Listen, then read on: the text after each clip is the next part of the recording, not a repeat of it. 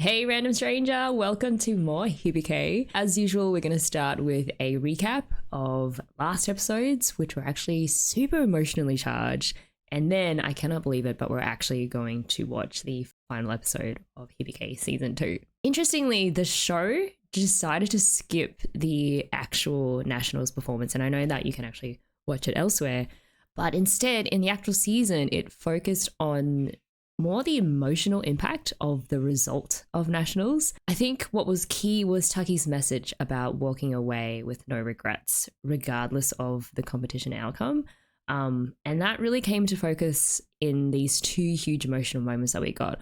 One in Reina's public confession to Taki, and then two, of course, Kumiko confessing to her sister, Mamiko, on that bridge, where she finally told Mamiko just how much she meant to her and her musical journey. Before we get into like the serious stuff, I think I just wanted to recognize how relatable Midori is when she very gleefully asked Kumiko whether she's had a fight with Reina, who has been looking quite depressed of late. And I just thought Midori is all of us, because I think we all deep down want in on that juicy drama. And then what followed was this beautifully awkward moment when Midori masterminded this ambush of Reina with a very reluctant Hazuki and Kumiko. But ultimately, Kumiko's offer to walk Reina home was brutally rejected, which probably wasn't a surprise. And you kind of have to love how Midori is basically the crazy shipper of this series. And she's just absolutely shameless about it. Like, she's not mean about it or annoying about it. She kind of just lives for this drama like she's watching her own personal soap opera play out in real time. Again, super relatable given that we are also watching this show for all of its drama. It was cute, like later when Shuichi was very sweet and he gifted Kumiko a sunflower hairpin. But again, you realize it all leads back to Midori, who just, I feel like, just wants to make something or just anything happen between Kumiko and someone. It doesn't matter who, whether it be Shuichi or Reina. Her fantasy fulfillment is just a wonder to behold. Slight note there, the hairpin actually ended up on Kumiko's music stand during the performance. So I do have a feeling that Shuichi might have a sliver of hope. You know those moments when someone is so obviously upset and then the other person is just being a complete blockhead? I think that really was Kumiko this episode. And I love how in this scene, both Midori and Hazuki as well is like, I cannot believe you're being such an idiot. In a parallel to season 1's, I guess, iconic mountaintop scene, which was filled with these beautiful and inspiring moments, this second mountain climb had a slightly different feel to it. It felt a bit darker and more somber, and kind of, I feel, reflected the growth that both Reina and Kumiko have been through since season 1. And just watching Kumiko muddle her way through dealing with Reina, completely clueless as to why Reina's anger was just, it was really bubbling beneath her passive aggressiveness. It was both funny and very painful to watch at the same time. And I think the best part was how Kumiko kept digging herself a deeper hole. To be fair, it is not easy dealing with someone who wants you to know why they're angry at you without them having to explicitly explain it. And so what did Kumiko do? She basically tried to kind of just coast by and do the whole, maybe if I pretend like I know what's going on, everything will be fine. It's just this classic relationship communication block, with one person being like, I can't say or do what you need me to because I can't bloody read your mind and I shouldn't be expected to either, which is fair. But then the other person responding with, your problem is that you don't care enough to notice what's been going on with me. I think what made this particular situation fascinating is that Kumiko isn't usually this dense. She's actually quite perceptive about other people's feelings and cutting through their masks. But when it came to this situation with Reina, she was just completely blind to how keeping the information she had about Taki's wife from her had really affected Reina. It was like her desire to protect Reina's feelings actually prevented her from seeing how much more hurt Reina was by not being told. At the end, Reina's anger was less about Kumiko and more about the impact of finding out Taki had a wife. For one, I think she was ashamed that it even affected her so deeply. And I don't think it was just about her romantic crush for Taki. It really cut deep into her self-image and how she saw her relationship with Taki. Because he was this person that she has put at the center of her entire world, who fundamentally shaped her approach and her passion for music, and also someone whom she believed she understood very deeply. And yet she had no idea about this massive, super defining chapter in his life. I liked the angle that Joshua Krumholtz came at it from. So they wrote, the reason she, Reina, was so despondent and why she lashed out at both her mom and Kumiko isn't that it'll go unrequited, but the realization that her feelings for Taki are a smoldering ember to the blaze that Taki and his wife continue to share. She's a child with a crush who stared directly into the sheer, unfathomable immensity to love. And in her own words, I was shocked at how weak I am. Her breaking down upon finding out his wife passed, and he still feels as he does, comes from a mix of the tragedy and the impact of knowing that she can and will never reach that. I agree. I think it was how hard she was hit by that realization. And I also think Reina's whole identity has been built around being exceptional and special, and someone who sees things that others don't. But I think this revelation completely shattered that self-image of herself. You know, she didn't just miss some small, tiny detail. She missed something massive and huge. She dreamt up this whole future with Taki, but had been so focused on her own feelings and fantasies that she'd completely failed to see him as a full person with his own complex past and own pain. I think it was just this perfect storm of her realizing that she is not as perceptive as she thought she was, and that her whole approach to understanding people might have some serious limitations. In a moment that really mirrored their connection in season 1 on the mountaintop, where they promised each other to continue striving to be special, Reina asked Kumiko basically to snap her out of this emotional spiral that she'd been in and to refocus on their shared goal, which was to win nationals. But then Kumiko said something pretty out there. Like, she basically implied that with Taki's wife gone now, Reina still has a shot. And it's kind of this like brutal thing to say. It's the kind of harsh truth that Reina herself has become famous for. Like when she straight up told Kaori that she just wasn't good enough for the solo, and that's the harsh reality. It was chilling seeing how much of Reina's influence has rubbed off on Kumiko, because she essentially was reminding Reina that she has always been one to go for her dreams, even if it seems insensitive, and that shouldn't change with this whole Taki and Taki's now dead wife situation. To be fair, Kumiko did acknowledge that it was an awful thing to say, even if to some extent it is true. You know, people usually, eventually move on from their lost loved ones, but it was still awful because it requires a certain tolerance for harsh truths and a very just realist way of thinking. Also, the fact that Taki is Reina's teacher didn't seem to factor at all in this conversation. But I think that's more of like a meta story thing. And it's just, I'm going to put that down to high school anime teacher crush logic. So Kumiko had just delivered this harsh truth with the same cool demeanor that Reina's really well known for. But then we immediately transitioned to this flashback that perfectly highlighted the limitations of this sort of very blunt, there's nothing stopping you from going for what you want type of thinking. And it was this flashback to a younger Reina failing to understand her friend's frustration about learning the piano. In Reina's world, it's simple, talent plus hard work equals success. But her friend pointed out that Reina's privilege has kind of blinded her to the fact that not everyone has the same access to the same resources and opportunities that Reina's family could provide.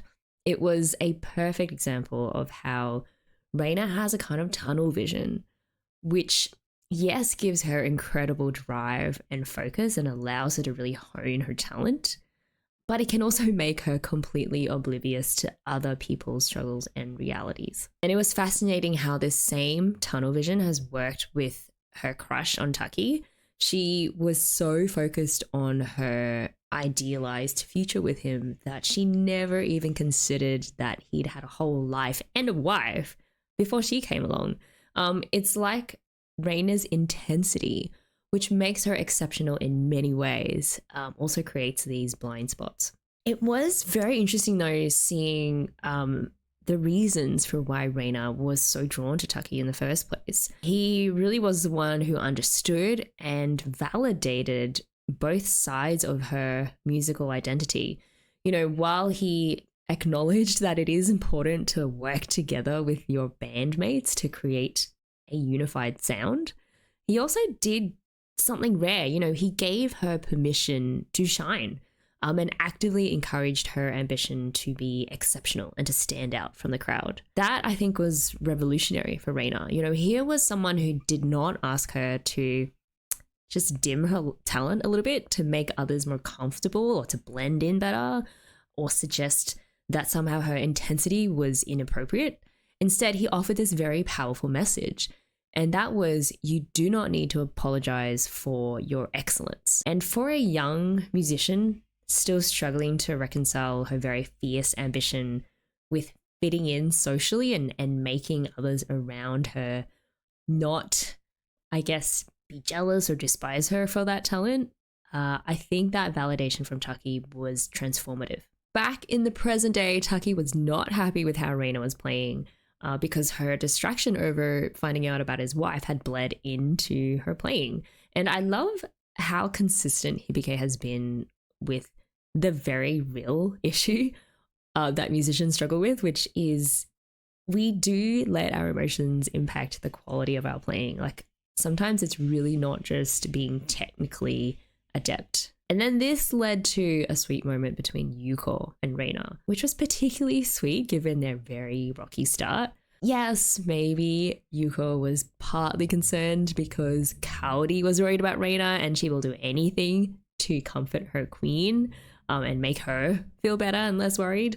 But also, somewhere along the way, these two actually genuinely started caring for each other, and that has been very satisfying to watch. So as Reina was like figuring out stuff in her head and practicing on her trumpet, I loved these little snapshots that really show what it takes to be a musician without any words.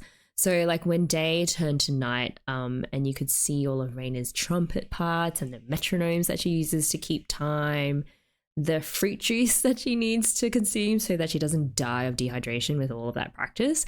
And also like the cloths hanging out that I assumed she'd use to clean out her spit, which is again gross.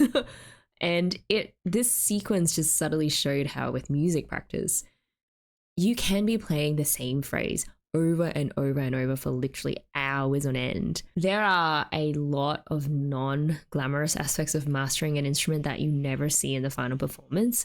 Like 98% of getting good at an instrument is just so dull and boring, like watching paint dry on a wall. But if you do put in that hard work, it's what separates out the great players from the good ones. Everything shifted for Reina when Taki finally opened up about his wife. Also bonus moment here when Kumiko was like, shit, I got busted. Interestingly, Reina didn't just want to know about, you know, the basic facts about Taki's wife, where she worked, what she did.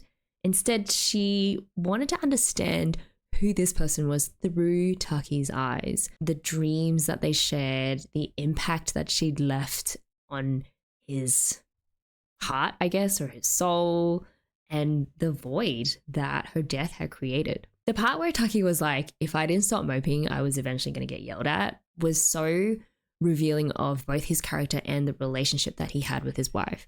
And I'm sure that when his wife was alive, she was the one who constantly inspired him to just do things that he loved or was passionate about and to keep aiming high, just as he'd advised Reina to do. And I'm guessing that whenever he started slacking off or kind of just coasting along in life without really pursuing his passions, she was there to yell at him, like in a loving way, of course. I'm also sure that Taki's friends, you know, someone like Kashimoto, would have supported him in his time of grief, and urged him also to continue living his life and to pursuing his passions.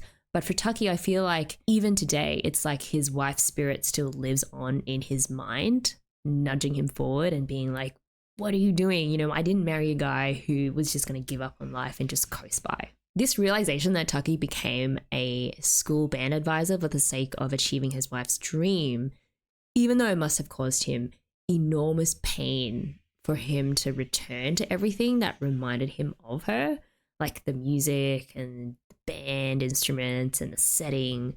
I think that really jolted Reina out of her distractedness, and it really transformed Reina's crush into something deeper, which was a really strong respect, both for this woman that she'd never met, with her fierce energy and her big dreams and the way that she inspired Taki, and also for Taki himself, who had found the strength to turn his grief into purpose and into this drive to see his wife's dream accomplished. That's really when Reina's priorities shifted.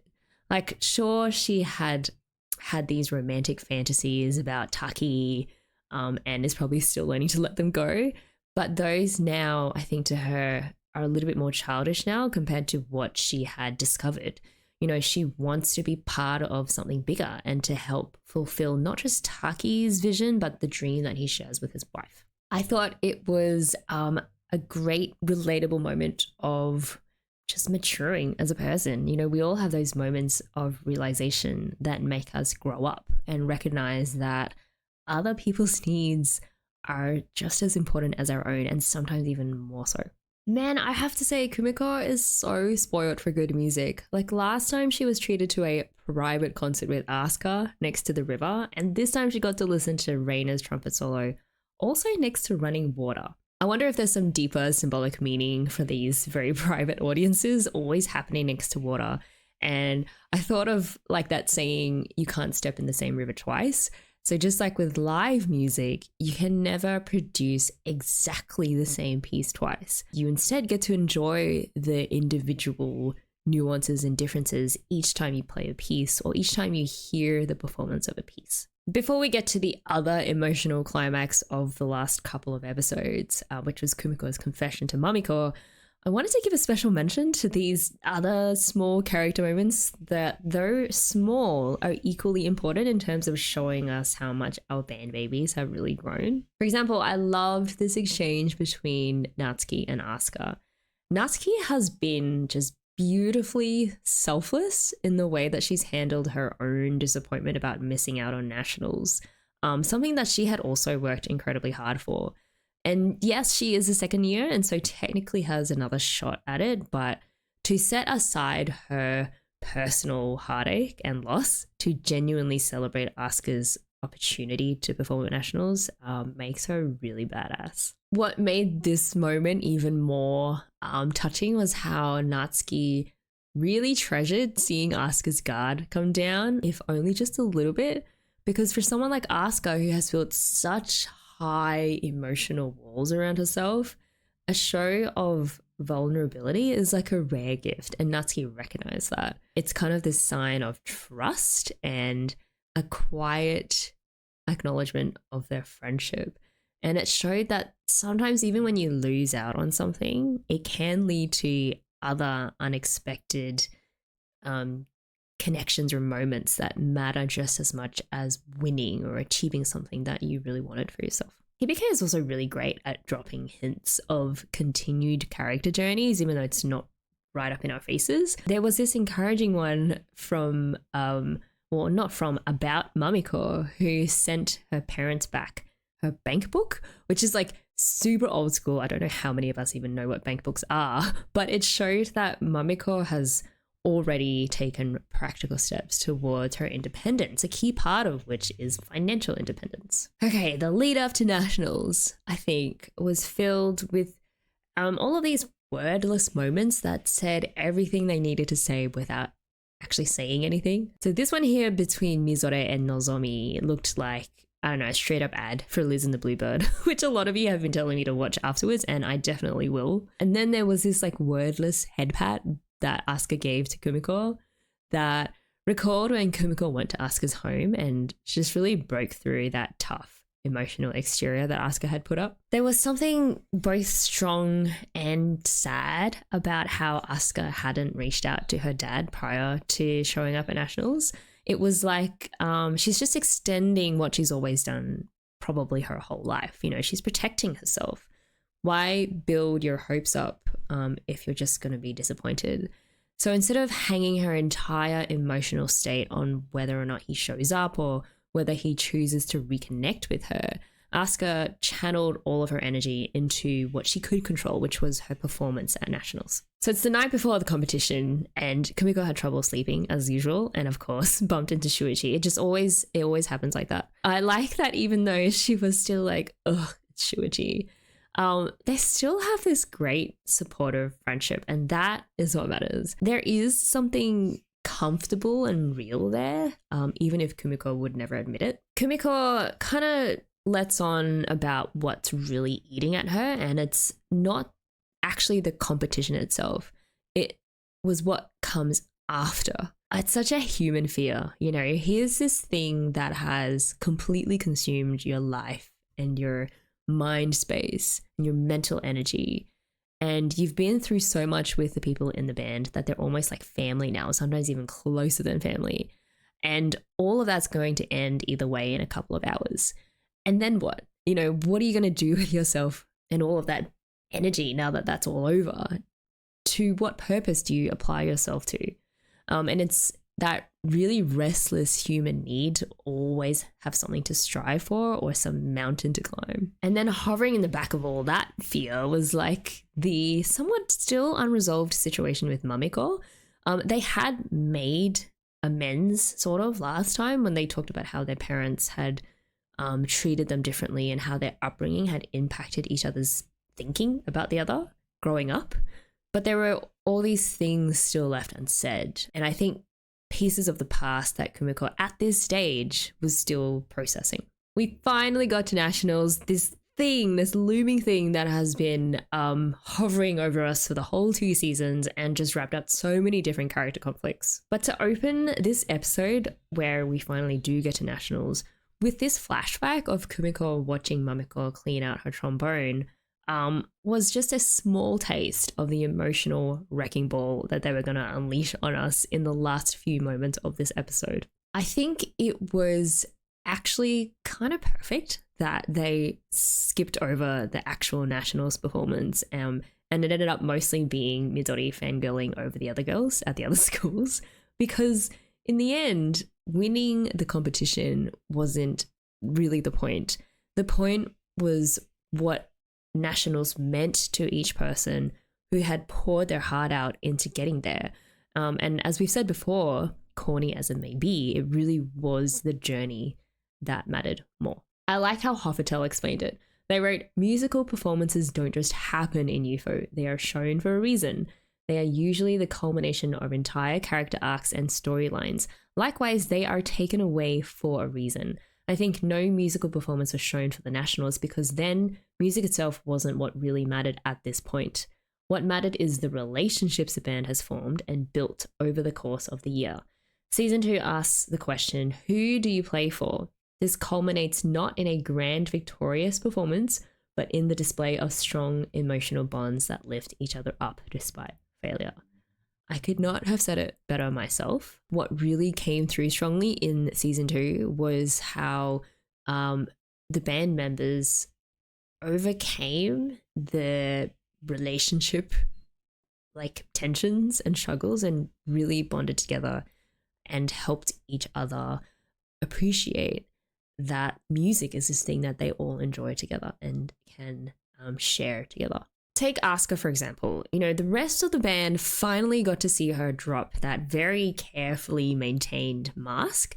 So gone was a girl who insisted to Kumiko that no one really wanted her back. Instead, she was like, the reason why I'm here with this opportunity to play in front of my dad, even though she didn't really say that part out loud, and have my shot at Nationals is because all of you. So for Asuka, winning or losing really paled in comparison to what this moment really meant for her. And that was a chance to reconnect with her dad after all these years and to show that she'd kept their shared love of the euphonium alive. As I mentioned before, I think Taki really nailed it with this very simple but very profound advice, and that was don't get hung up on the results.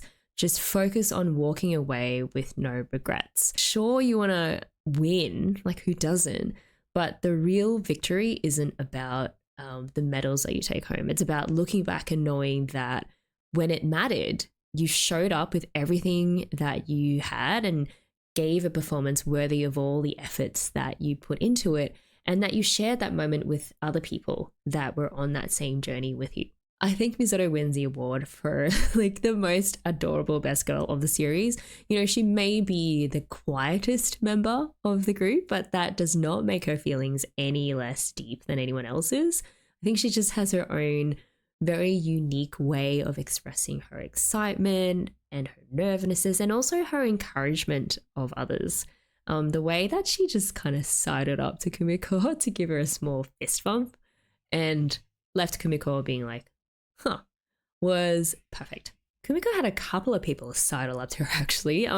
This scene was like a parade of all the relationship milestones that Kumiko has achieved over these past 2 seasons. Like it was first Midori, and then it was Asuka, and then Kumiko mentioned that Mamiko was also watching in the audience. So it was perfect that season 2 ended with a focus on Kumiko's relationship with Mamiko. You know, because she was the person who started Kumiko's whole music journey. But yes, before we get to that, Aoi. So we had this mention of Aoi, and I think knowing Aoi was watching them added this whole other layer of emotion for like both Kumiko and Asuka. You know, here was someone who chose a different path, who might still feel the ache of, oh, what if I just stayed in band when she watches them perform, but who still showed up anyway to support them. And it would have hit especially close to home for Asuka, I think, who could have also easily gone the same way as Aoi, you know, study over music, if it wasn't for Kumiko and I guess the rest of them fighting to keep her in the band. So as Kataoji walked onto the bright stage for their big final nationals performance, there were these interesting close-ups of just these hands folded together. I think these were for sure Asuka's dad's hands, you know, ostensibly there as a judge, but also sitting there as a father, I guess, just wondering about all the years of silence between them and just anticipating whether his daughter had kept that love for the youth that he'd kind of planted in her from the beginning. You know, maybe wondering, you know, had Asuka read his letters or listened to his recordings, followed like the instructions in that little notebook that he sent her with all the techniques and stuff. So I feel like just in those clasped hands was like every question that Asuka's dad couldn't ask Asuka directly, as well as like every hope that music might still be the bridge between them. And then there's also like this shot of Mamiko's hands also folded really tightly. I wonder if they were kind of expressing obviously nervousness for Kumiko, but also maybe apprehension at having to revisit her own complicated history and feelings about music, like all of those bittersweet memories of band, and that she'd had to give all of that up because of her misguided commitment to pleasing her parents and being like the responsible adult. There was just something so right about how the show skipped straight to the aftermath of the Nationals performance, right to these 30s, just sitting down and debating about what parfait flavors to order at the cafe. Like they just didn't perform at Nationals and just didn't give their last shot at winning gold. When Asuka was like, we're done, to me it hit like this meta reinforcement of the point that's been hammered home time and time again by Hibike. And that is that what lies at the heart of the show was never the actual competition itself, but everything each character has had to go through and overcome. Nationals was kind of just something that directed that journey. So there's Kaori, who transformed her, you know, losing out on the solo into something bigger than herself, becoming sort of like the de facto leader that the band needed. And then there's Haruka, who stopped apologizing for just taking up space and grew into exactly the kind of leader that everyone needed her to be. And then, of course, there's Asuka, finally letting herself just exist without putting a mask on, and learning that being responsible doesn't mean giving up on your dreams, and that it's okay to want things for yourself and to hope for things for yourself. So yeah, with that focus shot on these three, you know, it really hit home that the competition results were almost an afterthought, like compared to all of these personal victories, and that the real performance wasn't the one that just happened on stage. It was the one that these characters gave every single day, you know, showing up for themselves and each other all the way up until this moment. Oh boy, Reina's confession. So basically the entire band had forgotten to organize a class chant in support of how hot Taki is, even though half the band has been swooning over him for the last 2 seasons. But there was never anything to fear because Reina has enough love in her heart for him that is 10 times as great as the entire class put together. So when I was like sat down and trying to figure out, oh man, Reina, why did you do that? I found Ragashingo's comment to be very helpful. So they wrote, I think Reina's renewed focus on the Nationals wasn't really about the Nationals or herself, but about taking a first step to being someone who could help Taki reach his goals. Right, so it wasn't like for a selfish reason anymore. Yes, she was shaken by the knowledge that he had been married, but ultimately I feel her response was to double down, and double down she did. Hence her public confession an episode later, even if she was content to leave them misunderstood for now. I think it was also about not wanting to leave anything unsaid and about having the courage to be honest, even when you know that the outcome may not be what it is you originally hoped for. It followed Taki's philosophy to a T, you know, not worrying about outcomes, but instead focusing on living without regrets and living truthfully to yourself. The fact that she was willing to confess publicly, potentially embarrassing herself in front of everyone, showed just how much she has internalized that lesson. Being true to yourself is more important than maintaining any sort of public appearance or pride. Kumiko's reaction again was like priceless. I think it was a mix of, oh my God, I could never, and just barely contained pride in Reina's absolute courage. And I think seeing that also helped Kumiko later for when she was finally brave enough to make her own confession of love to Mamiko. I loved how during this nail-biting part of waiting for Nationals results, Midori brought it all back to the thing that truly matters, whether something romantic is cooking, like between someone, like anyone. Full credit to Midori though, like she somehow manages to be both an eternal optimist, but also surprisingly pragmatic at the same time. Like when she confronted a very disappointed Hazuki about them only winning bronze, she had this just wonderfully clear-eyed way of seeing things. And that is that people can change anything about themselves, but you have to be willing to work harder than anyone else to get there. In other words, to reach the heights that you dream of, you first have to be humble enough to start from the bottom. And I think that rings really true for anyone who has ever competed and failed or really just learnt an instrument full stop. Like you really have to grind through that first couple of months, years even, to get your boring basics down before you start transcending, like musically. True story, like I hated my violin teacher at the start for making me just do open string bowings for at least 2 months straight and nothing else. So no notes, no songs, just boring, repetitive bowing until I had perfected my bowing technique and like sort of the tone.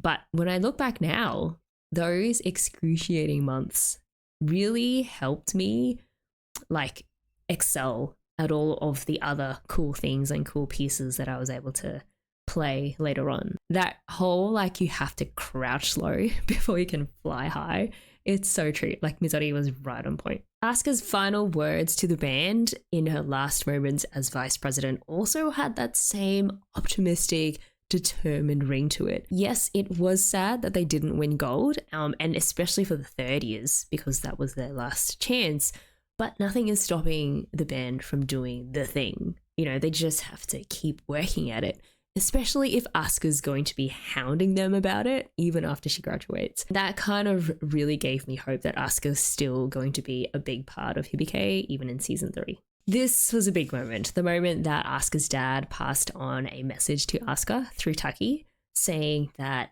I'm glad you kept at it all this time, and you sounded beautiful. It was everything that Asuka had been working towards for years and hoping for, maybe not even daring to dream about would actually happen. It was just such a satisfying emotional payout for Asuka and for us watching her as well, because behind those simple words, I think, was the reward of just years of silence, of hard practice, of wondering if her dad ever thought about her. And for Asuka, Nationals was about her father hearing how she'd never stopped loving music and keeping that connection between him and her alive. It was so well deserved. Like, I loved seeing Asuka just being happy for once. Even in this moment of pure joy though, Asuka couldn't quite let her guard down completely in front of Kumiko. She kind of kept Kumiko's head like tilted down in the way that she normally does when she doesn't want Kumiko to see her true emotions bleeding out into her face. But yeah, Asuka has come a really long way. This final scene weaves together all the threads of Kumiko's emotional journey so perfectly.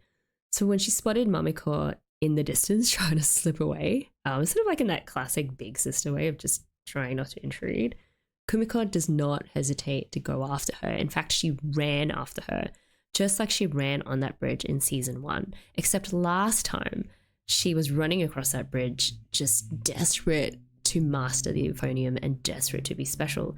This time she was running to confess and acknowledge where that ambition and that love for the youth came from, and that was from her sister. The parallel between Kumiko's like confession to Mamiko and Reina's confession was pretty striking. It's just like Reina had to throw away her pride to speak her truth to Taki, Kumiko found the courage to be completely vulnerable with Mamiko. But where Reina's confession came after kind of letting go of this childhood fantasy of hers and having to grow up and how she thought about her relationship to Taki, Kumiko's was about finally like claiming a childhood truth that watching Mamiko play music had made her fall in love with music and with the euphonium, that she is living her passion now because of Mamiko's influence in her life. And then came those words that have, I would assume, have never come out of Kumiko's mouth. Those words, I love you. It was all of the things that had been left unsaid between them for all these years. The inspiration, like the gratitude and their sibling bond that had gotten tangled up in their parents' uneven treatment and their expectations and disappointments in the two. Those words finally helped Kumiko break free of all of that. This was Kumiko too taking Taki's advice about living without regrets. She couldn't let Mamiko walk away without knowing how much she'd meant to her. It wasn't about fixing everything that was wrong with their relationship or erasing the complicated history between like the two of them. It was more about making sure that those essential truths did not go unspoken any longer. And that's what got me so bad about the scene. It was Kumiko finally finding the courage to speak out the love that has always been there, and just was waiting for the right moment to be voiced. So what do we think Mamiko felt about all this? I think first she would have been shocked, not just at this open confession of love, but realizing her own impact on Kumiko's life.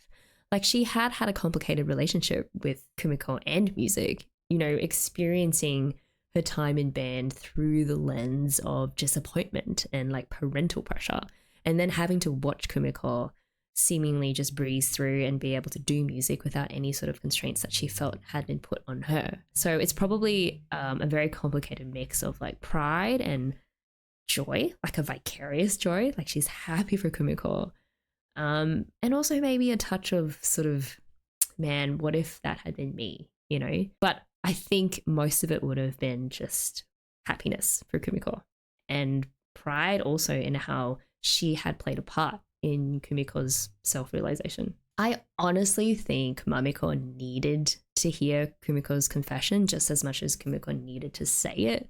It was like a validation that even though their lives have taken very different paths, their connection through music And more importantly, their bond as sisters remains intact, and actually is now stronger than ever. Let's finish this, shall we?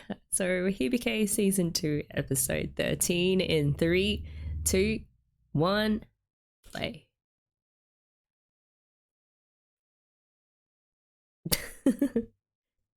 I'm gonna miss Kumiko's Pikachu face.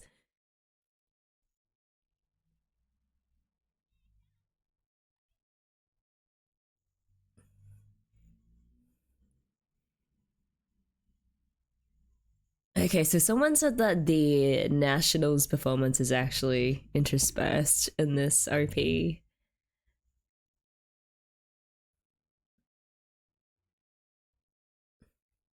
I am also super curious to see how they're going to integrate the third years into season 3. I mean, I'm assuming they'll all just be off to college or whatnot.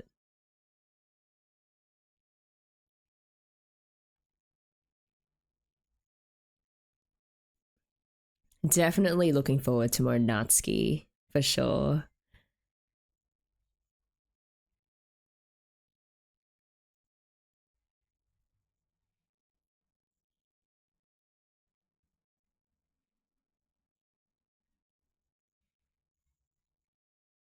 Oh man, it's so satisfying when Shuichi's trombone like slides are right on the like music.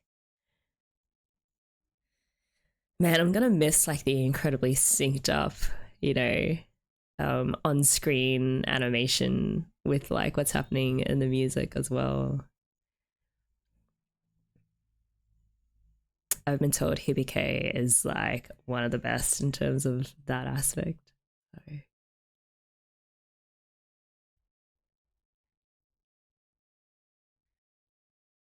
Oh no. This new leader drama.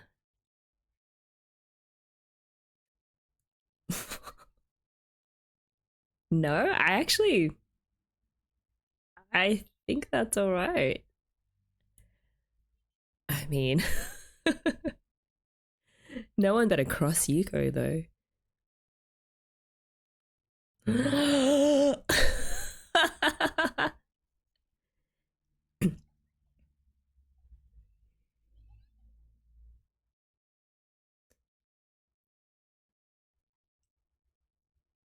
They just wanted to put these two together and watch the explosions happen. This is the best. Oh my god. Oh my god. Best girl couple for next year. Amazing. It could not have been anyone else.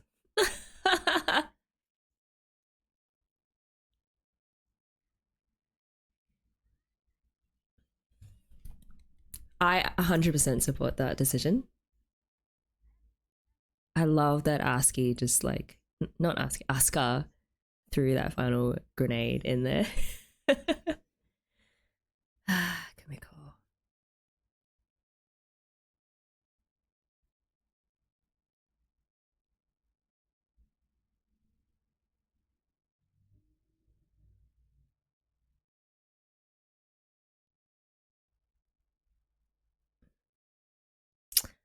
Recruitment drive arc.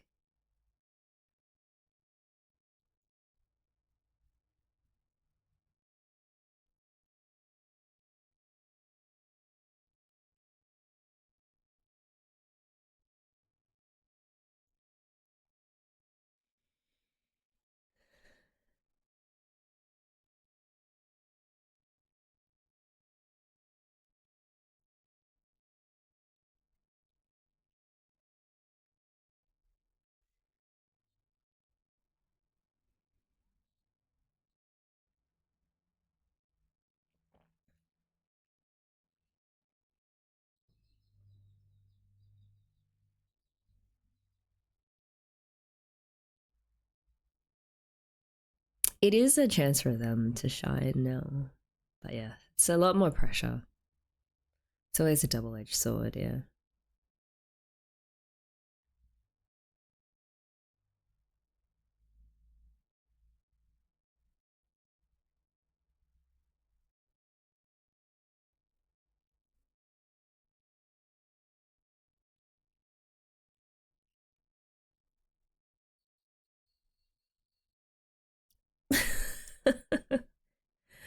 Oh, is that where that was leading? Oh, I see.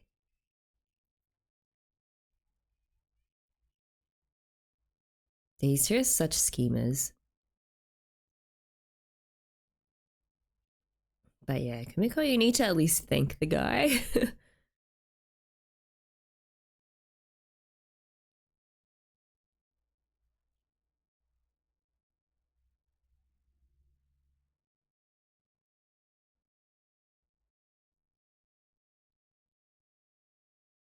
I didn't think he would either. I mean, he said that like Midori had told him what kind of like flower Kumiko liked.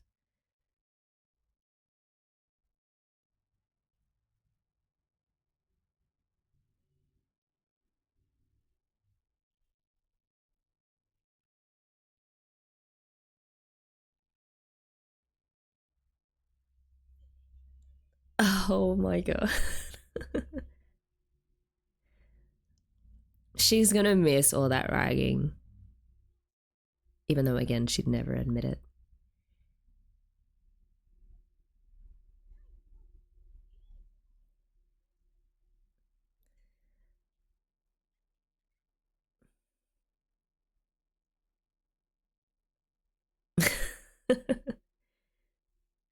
At the same time, Kumiko's just never really shown any real interest, so I don't know.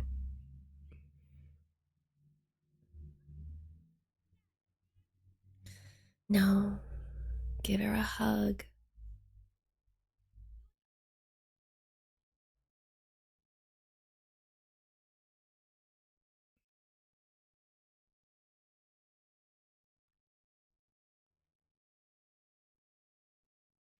She's like, I haven't been seeing you every single day in rehearsal.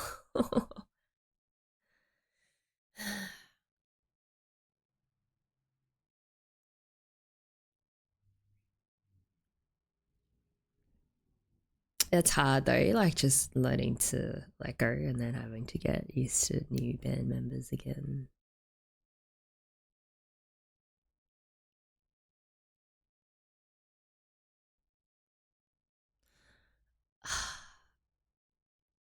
It's just a straight punch to the heart how they match those two next to each other. The two most important people in Kimiko's life.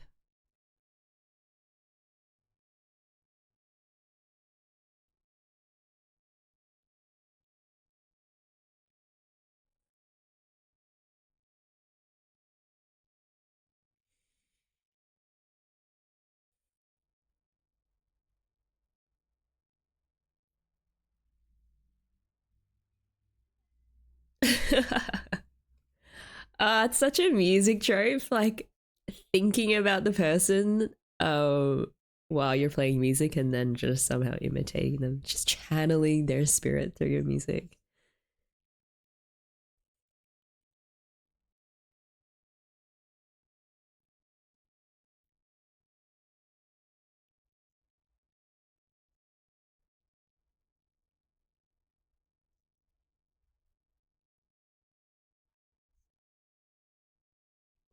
Oh no. Uh, so I guess that's going to be part of the drama as well. Like parental pressure will increase.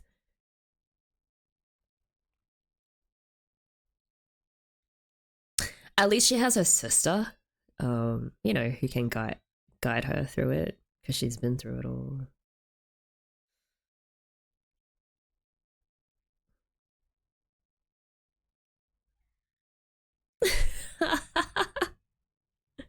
I don't know how Yuko's gonna let go of Cowdy. Amazing. Ah, just crying again.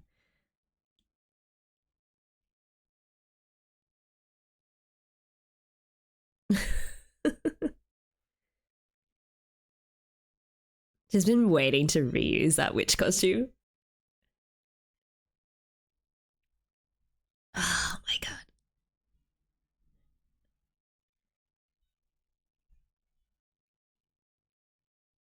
Oh my god, so smooth. Smooth as.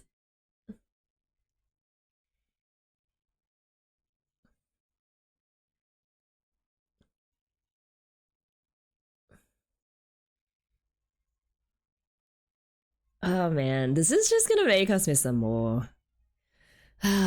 All this talent just leaving.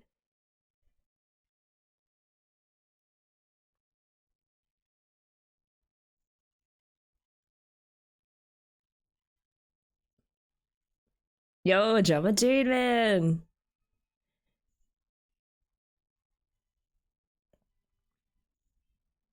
Ooh. Oh, so satisfying.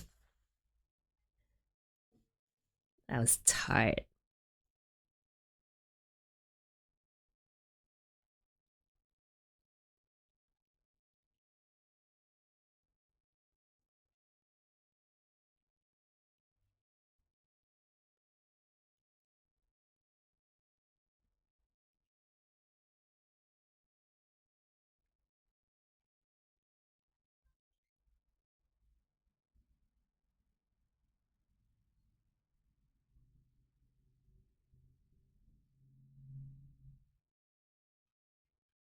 Hey! Like revisiting an old classic.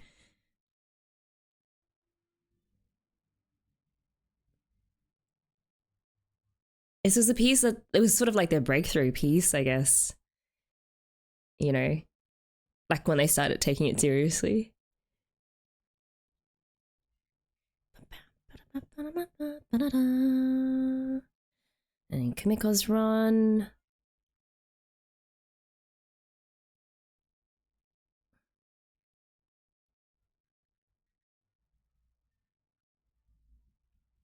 It'd be so interesting to go back to the recordings to see how different it sounds like without all the third ears in there.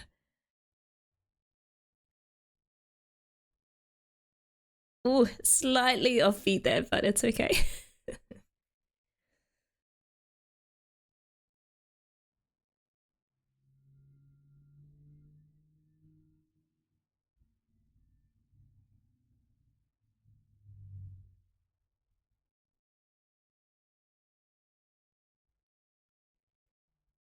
I feel like the vibrato is a bit better than last time.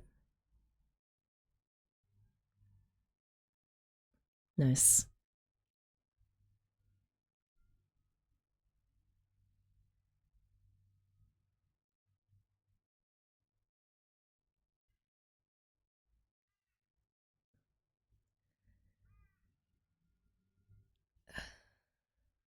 What was that? Was that the youth?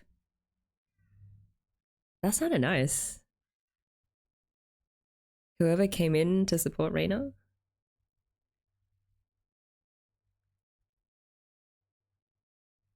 Hmm. Montage time. Oh yeah, I hope Yuko doesn't slap anyone as president next year. I don't know. It's hard to tell with that girl.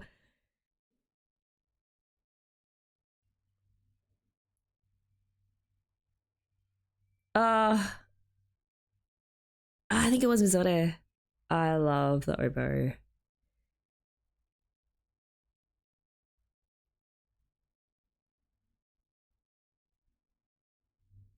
Mm. It's Kumiko coming in with the sad chords.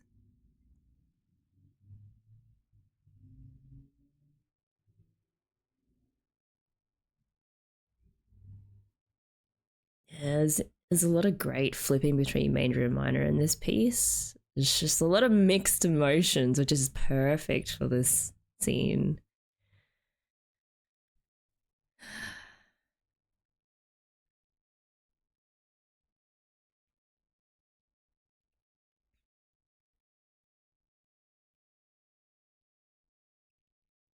Taki has also gotten better at, like pep talks.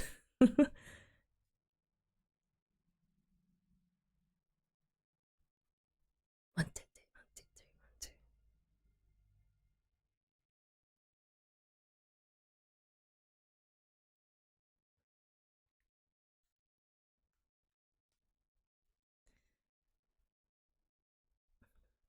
Okay, this is a great tribute to just how much freaking hard work that they put into getting to where they are. And you can't stuff now either. You just got to keep pushing because otherwise you slip. You go backwards if you don't practice, which sucks, but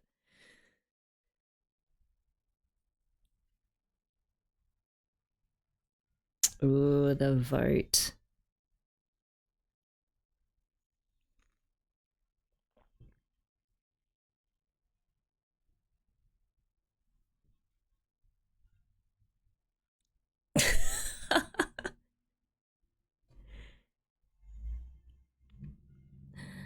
Oh, Hazuki. Just can't keep those two then.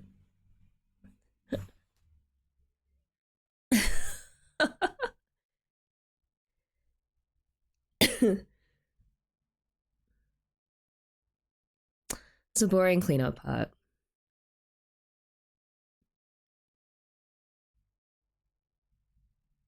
Just say it already, Kumiko. Say that you love her too.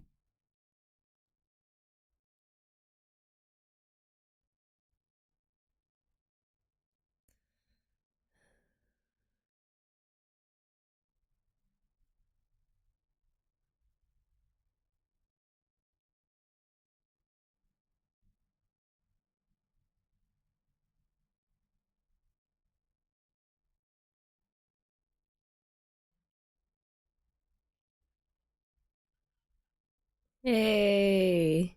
I wonder if you'll see her mom there.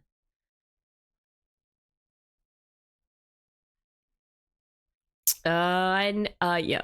Always bringing it back to the, imagery of spring and the cherry blossoms. This is like everything's died now, but it's just getting ready for the next season.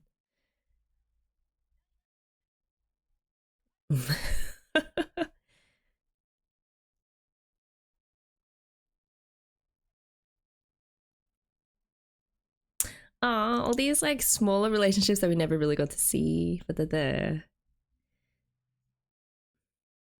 Oh my god, Yuko is gonna follow Kaldi home. I love seeing all these like mentorship pairs, like between mentor and mentee.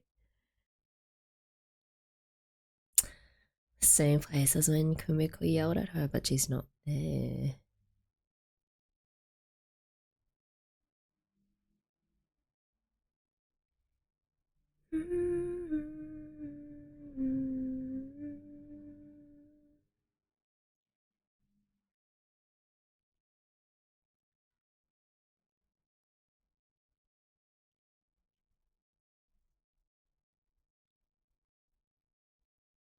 Where is she?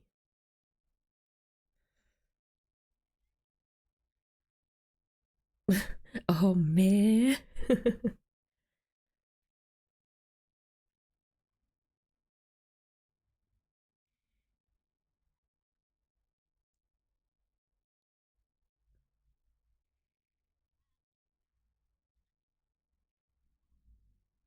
Come on. Break the mask. Man, Kumiko's on a roll. Second major confession of love. Okay, we've heard that before.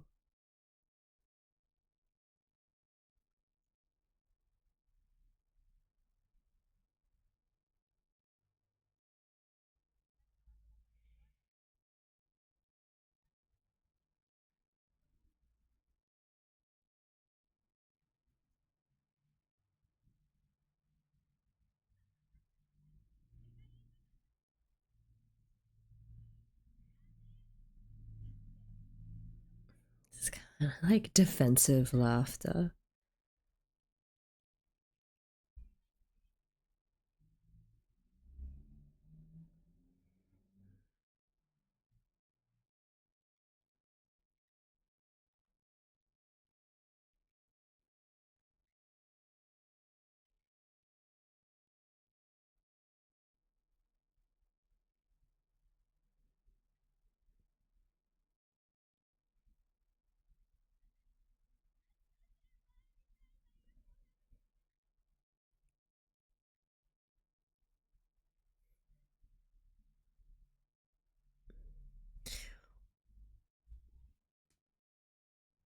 Hey, that's like a family heirloom.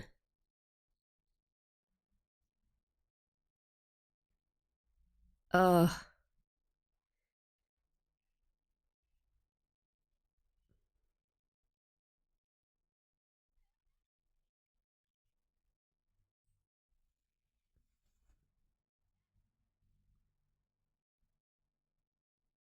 I mean, she did say she was going to come and haunt them again next year.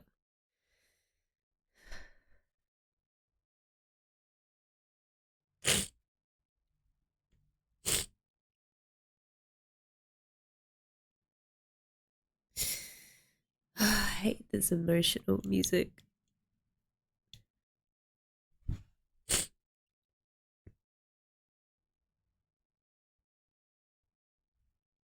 I don't know how, but I was like, that definitely hit even harder than with the Mumiko confession.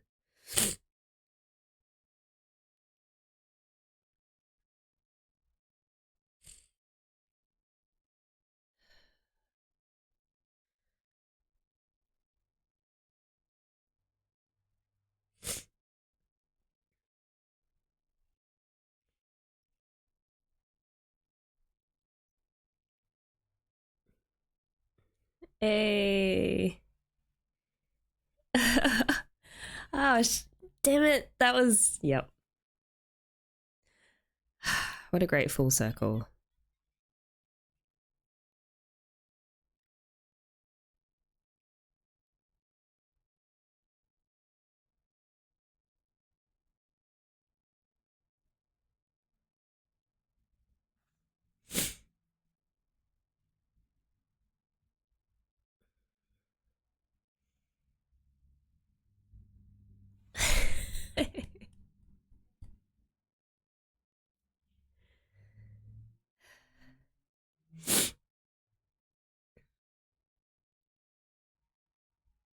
Oh, so pretty.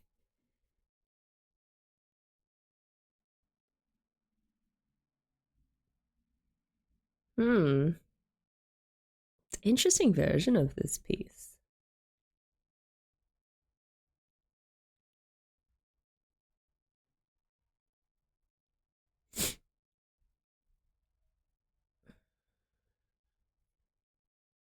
It's different, right, than what we've heard previously.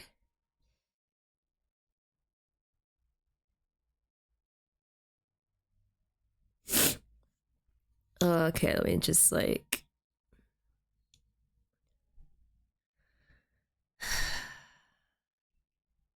Just want to listen to this in full, and then we can chat.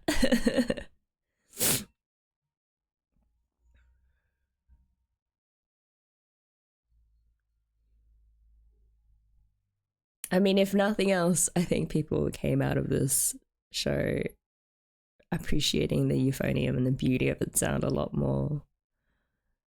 Because honestly, it is really not well known outside of, those who play it or those outside of brass. I will attempt to pull my thoughts together about this massive, sprawling show that was about so much more than just the music, even though the music itself was a huge and very satisfying part of it. First, what stood out to me about this final episode is how well it tied everything together. Even the full circle that we did, the reveal of the name of Asuka's Euphonium song being the title of the show, it embodied everything about how I felt about these last two seasons. And that is that I never felt there was ever a filler episode. Every episode had something to say about our characters and the complex struggles and relationship tensions that they all had, and the struggles of coming together as a unified band. And the fact that this last episode, it really just tied everything together so well, and I'm so impressed. The theme of everything has a season, a beginning, an end, and then a fresh beginning. That really came through really strongly in this episode in a lot of different ways. For example, the fact that a new era is upon us, how Yuko and Natsuki are going to be next year's president and vice president. by order of Asuka the troll, which I loved. And that relationship or that working dynamic is probably at or near the top of my most want to see list, because I think Yuko and Natsuki have just such a different dynamic to the Asuka Haruka partnership. They give me more like feuding husband and wife vibes, whereas Haruka and Asuka, it was more like there is a dominant one, and then Haruka is more the put your head down and work one. I don't know if that made sense. But yeah, I'm definitely going to be bringing my tea and sipping on it in preparation for the impending fireworks between Yuko and Natsuki. Although I think they will do an incredible job if they pull together. There was also just this very practical need to replace all of the departing third years and showing the impact of the very thinned out band, which I think will lead to a lot of interesting drama next season, because there's going to be a lot of new and unpredictable personalities coming into the group. And it's always scary when you start a new school year because, well, there's the fact that you've been with the same group of people for so long. And there are these deep bonds that have formed across the first, second, and third years. And those relationships will be gone in the new year. And I love that they showed just how deeply those mentor/mentee relationships went, even with the minor characters that we haven't really focused on. They made it so believable the way that people in the band have come together and helped each other grow, and it's almost like taking away your crutches now. The younger members have to stand up on their own now and sort of make their own way without the guidance of their older band members, which leads us to, of course, the emotional climax of the episode, which was how Kumiko had to process her feelings around having to say goodbye to Asuka. And not just because she's graduating, but because over time, Asuka has filled this role of being the inspiration for where Kumiko wants to be at musically. Asuka has been the rock, essentially, for the entire band, but particularly for Kumiko, who was really floaty and like meh about her euphonium, I guess, journey at the very beginning, but then coming now to appreciate how Asuka has taught her to really go for it and to demand more from herself when it comes to getting better musically. Of course, there's also really deep friendship there because Kumiko really got to know on an intimate level the kinds of struggles that Asuka had to go through to continue playing. I think the whole process of uncovering the seemingly dismissive, seemingly uncaring facade of Asuka and discovering that there's actually a deep well of passion and hurt and pain, but also drive to stick with the euphonium, really has shaped how Kumiko sees her own relationship with her instrument. It was also really hard to miss the direct parallels between Mamiko and Asuka, both of them these giant figures in Kumiko's mind and will come to shape her future decisions. I also appreciated the little hints that they dropped throughout last episode of the potential drama that is headed our way next season, including how Kumiko's parents are going to deal with their second daughter now in final year, and also wanting to dedicate her time to band and how that's going to compete with her studies. I don't know how good of a student Kumiko is, but yeah, I think that's going to be an interesting tension. I think what's going to remain with me from this whole show, especially as like a classically trained, musically inclined person. And I don't ever describe myself as a musician per se, because I think that's a title reserved for, currently working professional musicians who, play music for a living, which I'm not. But yeah, as someone who did play in a high school orchestra and who has learnt instruments continuously since I was 5 and, went through all the getting your professional diplomas and then going on to teach it for a good couple of years, it just was so invigorating to see all of the struggles and heartaches and rewards of that entire process, you know, that process of years and years of honing your musical talent and skills, all of that condensed in one show like this. First off, I think it's just the incredibly raw and true way that Hibike presented the whole merit versus sentiment tension that is common in competitive music scenes. It tackled the harsh reality that talent and skills wins out sometimes over friendship and feelings. It showed itself in the Reina Coyote tensions of season 1, or even towards the end, like when they were on their way to nationals. The fact that not every single student or character that we know and love were actually able to play at the final nationals performance. I really appreciate how the show has never really shied away from showing how that whole system works, and that it's not personal, that there are actual standards in music, and that just because something makes you feel bad or just because you're disappointed doesn't then mean that, you know, someone like Taki will put you in the band. But it also showed how people can grow through these disappointments. Like Natsuki, for example, her whole struggle with not really wanting to try at the beginning because of the fallout that they had with the breakup in the band, to then really trying hard and working towards a spot in the competition band, only to then lose out because Asuka came back and you can't have that many youths in your band.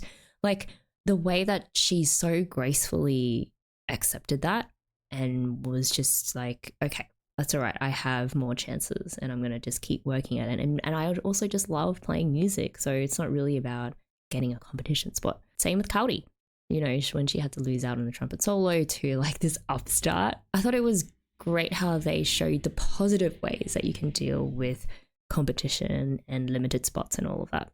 Also, as someone who's been in music for a long time, what I really appreciated was the show hammering home the point that it's not all about having natural talent or about like believing in yourself and then magically you'll just be really good at your instrument or be better than other people. It really shows the very unglamorous side of improving your skill set. It's like all of the endless practice sessions, the physical toll it takes on your body to do something over and over again for hours and hours, and sort of that mental struggle as well. The pressures outside of your music life, like pressure from family, pressure from study, pressure from people or friends or not your friends who think that you don't deserve to be where you are. All of that is so real. Like when you decide to pick up an instrument and just go at it and make it something that you want to dedicate a big chunk of your life to. But also, of course, it shows all of that like icky kind of aspect of mastering an instrument. It also rewards you with all of these really elated, just cathartic moments where everything just clicks and falls into place. Just the pride you have in really smashing out a performance. And also, of course, we cannot forget the relationships and these close bonds that you form with people who know exactly what you have been through to get to where you are. I also thought how it was so cool how they show from the perspective of different characters how they deal with all of these pressures. There's no one right way to try and grow and just deal with and accept certain difficulties that come with playing music at a competitive level. There are also a lot of wrong ways to deal with the pressures of music. Like, for example, you shouldn't be like Kumiko at the start of the show, who felt like she really had to hide or cover her talent in order not to like step on people's toes. Like, that isn't a healthy way to really grow, and it's very unfair at its base. But nor should you be like Reina, also at the start of the show, who would just shove her talent into everyone's faces. There is a balance between how you constantly advocate for your own excellence and your own objectively awesome skills, and also a way to be sensitive to how others are feeling and recognize that on top of natural talent, there are also other things like resources and time and supportive family and a whole bunch of other factors that contribute to how good you get at your instrument. And I think that by the end of season 2, Reina had learned that, and she was no longer that little girl who just couldn't understand why her friend wasn't as good as piano as she was. You know, there's all of these other things that come into the equation that determine how far you can go. I think that's pretty much the end of my brain dump. I'm sure like a million things will come to me as soon as I hit the stop record button. But honestly, I think I'll just leave all of the thoughts and things to look forward to the next season, without spoilers, of course, to the comment section. I just want to thank you all for watching this series with me, especially because I dragged it out for so long. I especially appreciate those of you who took the time to write down like your comments and to share like your own personal experiences of what it was like for you to be in a band or to experience some of the same kinds of pressures and parental expectations that our characters did. I look forward to the next time that we meet to watch more Hibike. I don't know exactly when that will be because I do have 2 new anime series that I'm going to be starting right after this, none of which are Hibike season 3, but I will be looking at watching some of the movies, the Hibike movies that came out after season 2, and I particularly look forward to Liz and the Bluebird, which I have heard so much of, and I'm definitely not going to leave too much time to pass before I get to that one. Yeah, I think that is pretty much it. Thank you everyone again for chilling with me, and I hope that you got something out of this reaction series. I also honestly hope that whatever it is you're doing in life is or ultimately will be rewarding for you, because I think that that is the core message of Hibike, that it is just so important to love or be passionate about what you're doing. So yeah, until next time, take care.